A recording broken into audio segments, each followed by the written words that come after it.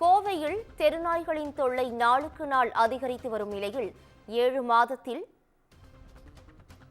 9738 பேரை நாய் கடித்துள்ள சம்பவம் பெரும் பரபரப்பை ஏற்படுத்தியிருக்கிறது. இதுகுறித்தான கூடுதல் விவரங்களோடு எமது செய்தியாளர் ஞானசேகரன் இணைப்பில் இணைகிறார். ஞானசேகரன் வணக்கம். இதுகுறித்தான முழு விவரங்கள் என்ன? வணக்கம் பவித்ரா. கோவை அரசு மருத்துவமனையில் கடந்த 7 மாதத்தில் நாய் கடிக்கு 9738 பேர் சிகிச்சை அளிக்கப்பட்டுள்ளது. டெல்லியில் தெருநாய் கடித்ததில் 6 வயது சிறுமி உயிரிழந்தார். இதையடுத்து உச்சநீதிமன்றம் தாமாக முன்வந்து கடந்த ஜூலை 28ஆம் தேதி வழக்கு பதிவு செய்தது. இந்த வழக்கில் நீதிபதிகள் டெல்லியில் உள்ள தெருநாய்களை அகற்றப்பட்டு காப்பகங்களில் வைக்க வேண்டும், சுமார் 5000 நாய்களை பராமரிக்க காப்பகங்கள் உருவாக்க வேண்டும், நாய்களை பிடிக்க தனிநபர் அல்லது அமைப்புகள் தடையாக இருந்தால் அவர்கள் மீது நீதிமன்ற அவமதிப்பு நடவடிக்கை எடுக்கப்படும் உள்ளிட்ட உத்தரவுகள் பிறப்பித்து தீர்ப்பு வழங்கினர்.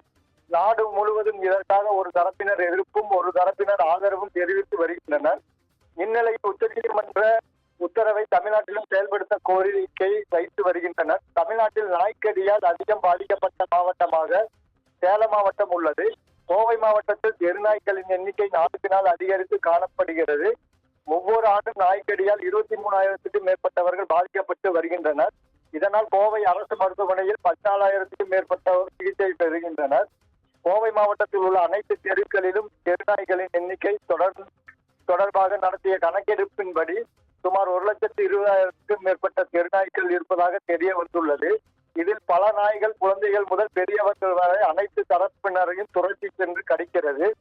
இந்நிலையில் கடந்த ஜனவரி மாதம் முதல் ஜூலை மாதம் வரையிலான 7 மாதங்களில் கோவை அரசு மருத்துவமனையில் நாய்க்கடியால் மொத்தம் 9738 பேர் சிகிச்சை பெற்றுள்ளனர். இவர்களில் 8902 பேர் வெளி நோயாளிகளாகவும் 836 பேர் உள்நோயாளிகளாகவும் சிகிச்சை பெற்றனர்.